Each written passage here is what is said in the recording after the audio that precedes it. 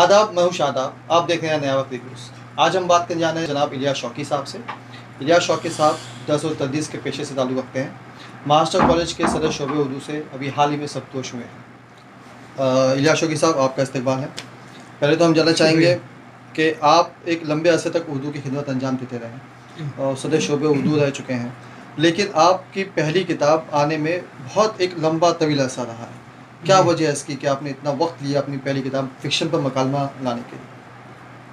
पहले तो मैं एक गलती का इजारा कर दूं कि अभी हाल में नहीं, मुझे रिटायर हो के 10 साल हो गए। अच्छा, तो मैं 10 साल कहाँ गए पता ही नहीं चला। 10 साल, हाँ। और रही बात किताब की कि देखिए, मैं किसी भी काम को पूरी ध्यानदारी से करने का कायल हूँ। तो जब तक दर्स और तदरीस के पेशे से वाबस्ता रहा, उसको अव्वलियत हासिल रही।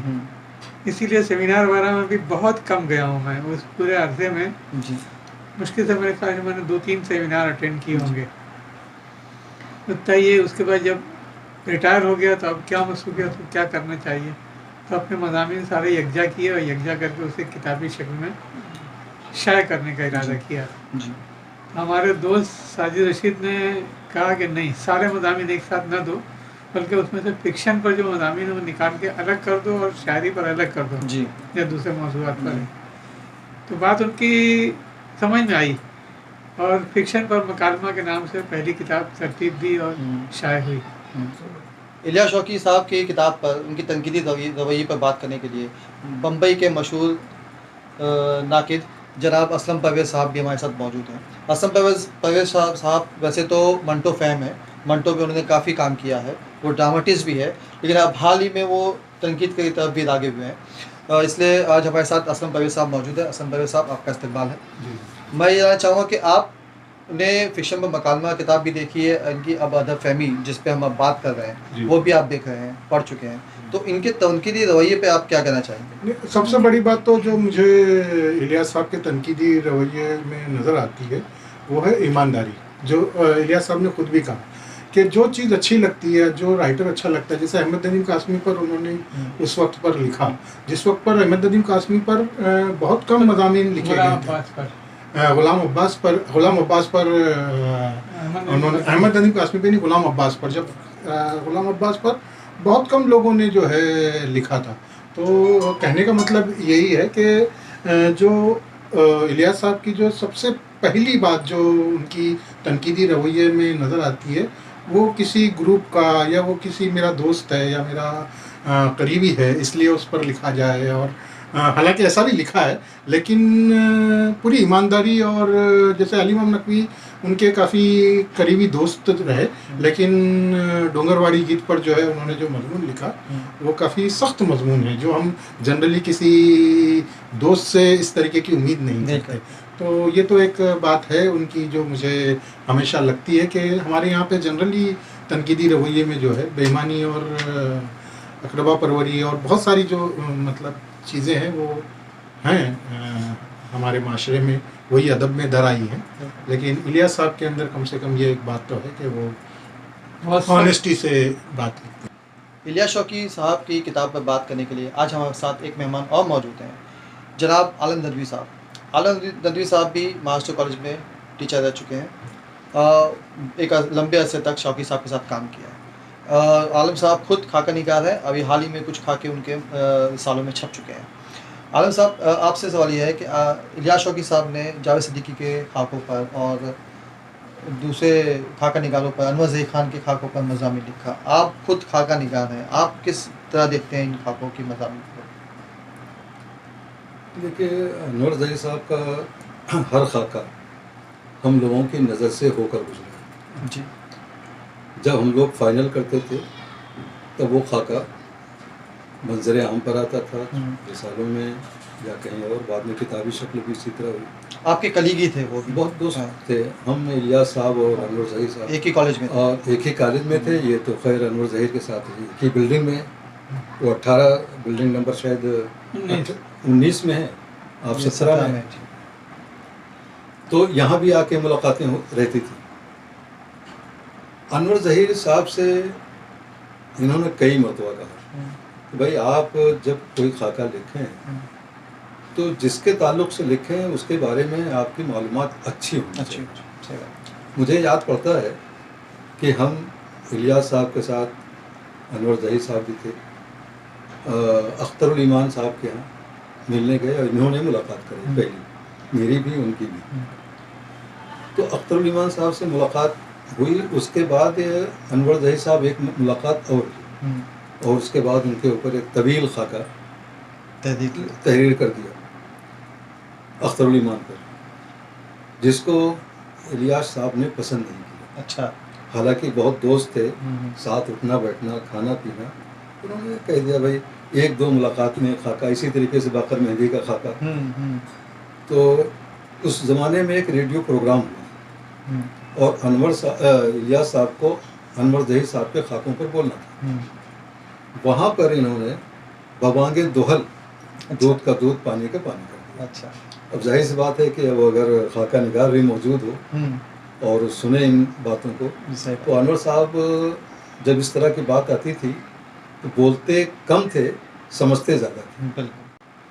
खामोशी के साथ वो सुनते थे और उस पर किसी हद तक अमल करने। इसी तरीके से उनकी किताब, जब वो पहली खाके की किताब आई तो उसका नाम उन्होंने रखा हुलिया और हवाले। मुझे मेरे सामने की बात, इलियास साहब ने कहा कि यार हुलिया और हवाले ये बात जम नहीं रही, फिर क्या किया जाए? इसको ऐसा कर दीजिए कि इसको मत सहल हमें जाने। अच्छा, यह सब करिए वो नाम था। हाँ, तो उसको अनवर साहब ने कई दिनों तक पहले सोचा, गौर किया, समझा, फिर उसके बाद इस बार नहीं, मत सहल हमें जानो ये सही, और अल्लाह के करम से वो किताब काफ़ी मकबूल हुई। यही हाल जावेद साहब का है। जावेद साहब भी दोस्तों में हैं और दोस्त के साथ बुजुर्गों में भी शुमार होते हैं हम लोगों के। तो अब इनके तो ज़्यादा बहरहाल करीब हैं उम्र के हिसाब से, लेकिन हमसे तो बहुत दूर हैं अभी। तो उनके यहाँ भी बैठकर उन्हीं का खाना खा के, चाय पी के, नाश्ता करके, और उन्हीं के तहरीर के ये नहीं, ऐसा नहीं है, ऐसा नहीं होना चाहिए, ऐसा खामियों की निशानदेही, खामियों की निशानदेही कर देते हैं। और ये भी एक बात है कि जिनकी निशानदेही करते हैं वो बहुत दिल से जो है उसको कबूल करते हैं। अच्छा, अक्सर ये देखा गया है शौकी साहब कि बम्बई वालों पे बहुत कम लिखा गया, आपने बम्बई वालों पे ज़्यादा फोकस किया, ये अच्छी बात है। लेकिन फिर भी कहीं अहम नाम जो है वो छूट गए। जैसे अनवर खान पे आपका नहीं आपने लिखा है। नहीं, अनवर खान ने मैंने लिखा है, दो अफसानों के तज्जिए नहीं, तस्दीक की यानी बिल्कुल काम नहीं हुआ है। और बाकर मेहदी रह गए और बाकर साहब बहुत करीब रहे हैं। क्या वजह है कि इन लोगों को पर आपने जब उनके काम पे नहीं लिखा आपने? नहीं, इनके काम पर लिखा है मैंने। ये है कि बहुत सी चीज़ें छपी नहीं है। जैसे बाकर साहब की शायरी पर मैंने मजमून लिखा है। अच्छा। उनकी शेरी जिहाद और फिक्री जिहाद को मौजू बना के। अच्छा। या उनकी तनकीद निगारी पर मजमून लिखा है जो छपा नहीं है अभी। और न छपने की वजह ये कि वो सेमिनारी मजमून है, तो उसको कायदे का मजमून बना के तब छपवाना है। बिल्कुल। सेमिनार की ज़रूरतें अलग होती हैं। बिल्कुल। और अदब की तनकीद कुछ अलग चाहती है। तो ऐसा नहीं है। बाकर साहब के ताल्लुक से मेरी गुजारिश ये है कि इलियास साहब इस वक्त बाकर साहब के ऊपर समझ लीजिए कि किसी हद तक अथॉरिटी अच्छा का दर्जा रखते हैं। नहीं, वो बहुत करीब रहे हैं। और भी लोग रहे हैं, और भी लोग रहे हैं, ऐसा नहीं है। सलाम जी रज़ा बाकर साहब पे तो खुद बाकर साहब अथॉरिटी नहीं है। ये भी सही कहा आपने। लेकिन मैंने जो देखा है कि आप अगर चाहें तो आपके जहन में अभी भी उनके ताल्लुक से इतने वाक़यात और मामलात हैं कि अगर उसको लिखें तो एक बेहतर गोशा जो है सामने लोगों के क़ारीन के हमारे आ सकता है। बिल्कुल बिल्कुल बिल्कुल। अल्लाह ताला बस मैं तो यही दुआ करता हूँ कि आपकी सेहत बरकरार रहे और इस तरह के अदबी काम आप कर सकें। जैसे आप, लेकिन मुझे एक बात ये लगती है कि जैसे अनवर खान पे दो तज्ज़ीह हैं, मगर अनवर खान है, अली इमाम नकवी, ख़ासतौर पे अली इमाम नकवी जो है वो आपके काफ़ी करीबी दोस्त रहे। जब प्लॉट बनते थे कहानी के तो इवन प्लॉट तक शेयर किए जाते थे।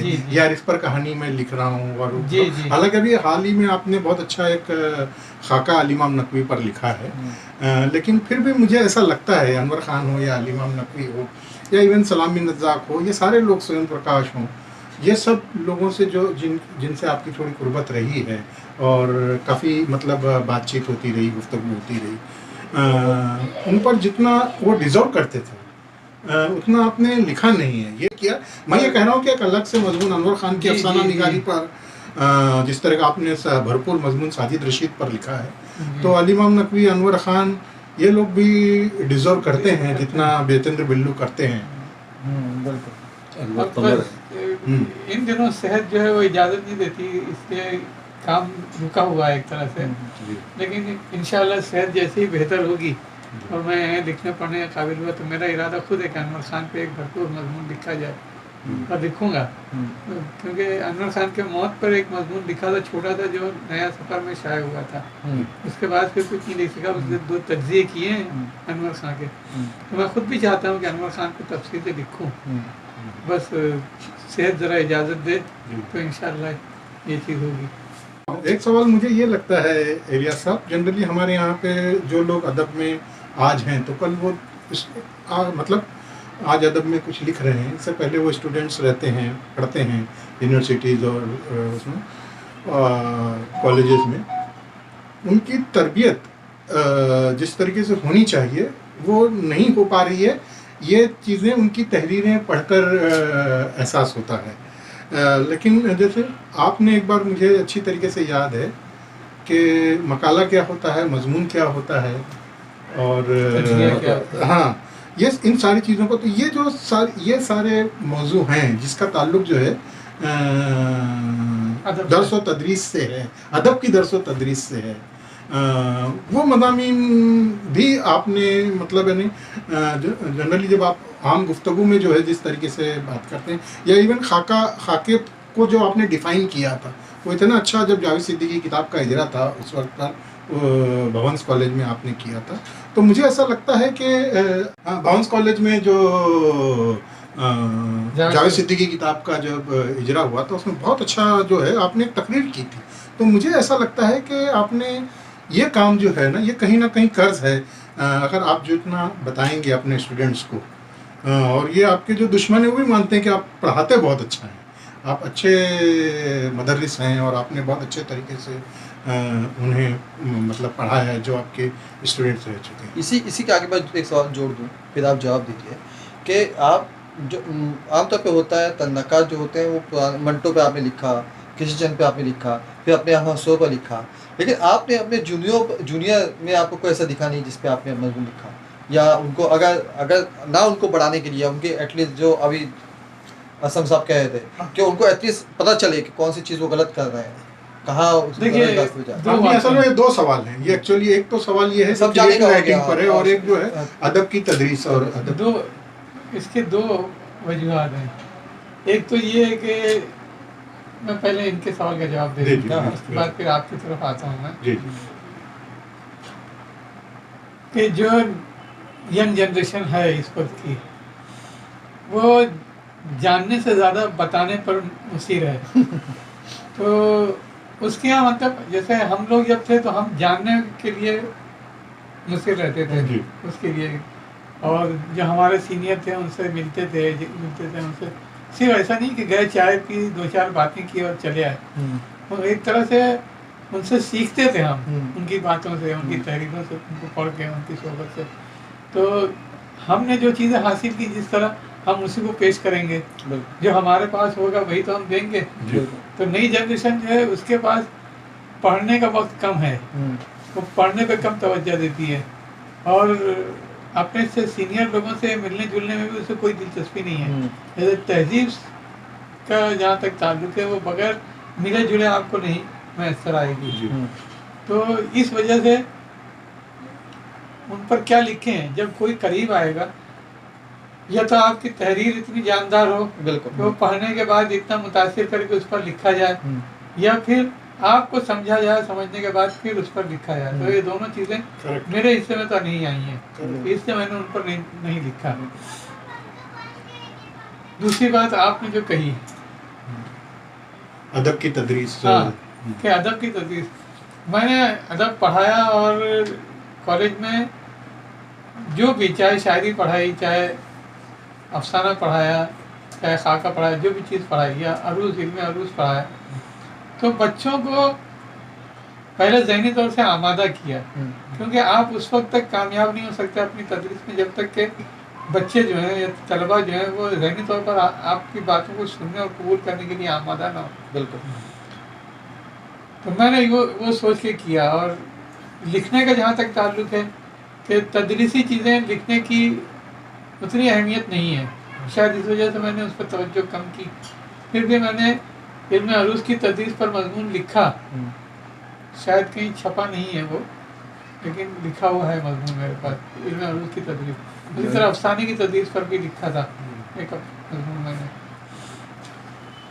मैंने जो महसूस किया कि आपकी बहसें जितनी उम्दा होती हैं, कभी कभी उन बहसों के मुकाबले मौज़ूआती बहस, उसके बाद जब उसी पर आप लिखें तो थोड़ा सा कुछ ऐसा लगता है कि जो दिलचस्पी, जो चाशनी बहस में थी कि मतलब घंटों सुनते रहे, वो तहरीर में कभी कभी कम दिखाई देती है।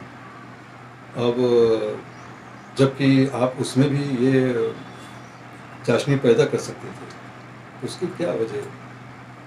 नहीं, मुझे तो ऐसा नहीं लगता कि जैसा नदवी साहब कह रहे हैं कि अपने आप को एक्सप्रेस अपनी तहरीरों में नहीं कर पाए, लेकिन कुछ ऐसा हाँ जाहिर है, लेकिन ये मुझे बिल्कुल लगता है कि कुछ मौज़ूआत ऐसे होते हैं जो वर्कशॉप के होते हैं कि जहाँ पर जैसा भिवंडी में एक बार इलियास साहब गए थे, मैं तो उसमें शरीक नहीं हुआ था, लेकिन वहाँ पे कुछ लोग जो शरीक थे वो बता रहे थे कि जिस तरीके से उन्होंने कहानी के और अफसाने के मौजू पर जो बातें की थी वो काफ़ी सही थी। और जाहिर है कि अगर वो सारी बातें अगर किताब का मतलब तहरीरी तौर पे आ जाए तो शायद वो तासीर पैदा ना हो जो नदवी साहब कह रहे हैं। इलियास साहब, आप कॉलेज के ज़माने से ड्रामे भी काफ़ी एक्टिव रहे हैं, आपने ड्रामे भी काफ़ी किए, लेकिन हम जब देखते हैं जब आप लिख रहे हैं तो ना आपने ड्रामों पे ज़रा फोकस नहीं किया, आपके तनकीदी मज़ामीन भी नहीं है, ना ही आपने किसी ड्रामे पे कुछ और दूसरे काम नहीं। मैंने ड्रामे पर लिखा है, बेगम जान पर मेरा मजमून है जी, एक तनकीदी मजमून। कहीं शायद वो खाली वो सिर्फ साले में शायद हुआ है, मेरे ख्याल से किसी नया में शायद हुआ था। नहीं, ज़ुबैर रिज़वी ने अपनी किताब में भी शामिल किया है उसे। आपने अपनी की किताब में शामिल नहीं किया? नहीं, मेरी किताब में शामिल नहीं है शायद। नहीं है वो। तो क्या वजह है कि अभी, और उसके अलावा आपको बेगम जान के अलावा और कोई ऐसा ड्रामा लगा नहीं जिस पर आपको लिखना चाहिए? नहीं लगा, लेकिन अब ड्रामा असल में पढ़ने लिखने से ज़्यादा करने की चीज़ है कि हाँ, अहमियत उसकी ये है कि उसको परफॉर्म किया जाए। और परफॉर्मिंग की सतह पर मैं तकरीबन ज़ीरो हूँ। मतलब मैंने 2-3 ड्रामे डायरेक्ट किए हैं, एक आध जो लिखे भी हैं। एक अजीब आदमी जो है अनवर खान हाँ, अनवर खान की कहानी पर एक ड्रामा किया, तो वो इतना नहीं है कि उसका जिक्र किया जाए, बहुत मामूली सा काम है जो किया गया है।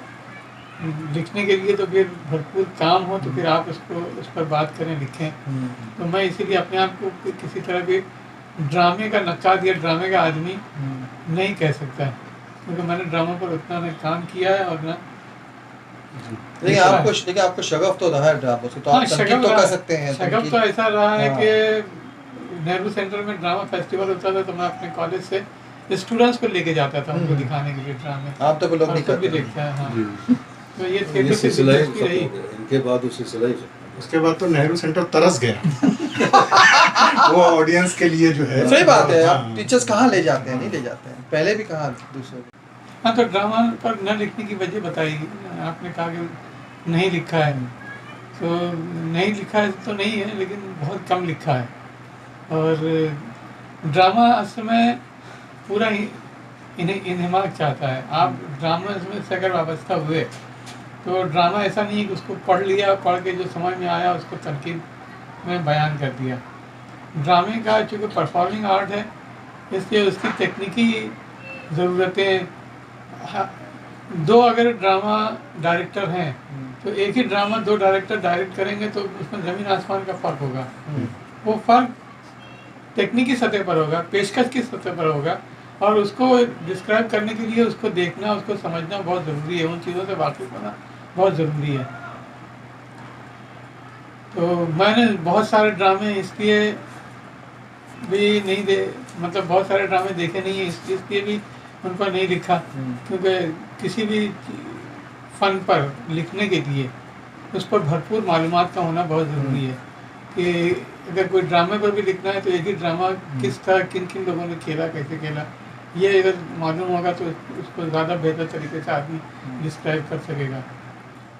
ये तो सही है कि ड्रामे पर इन्होंने कम लिखा है।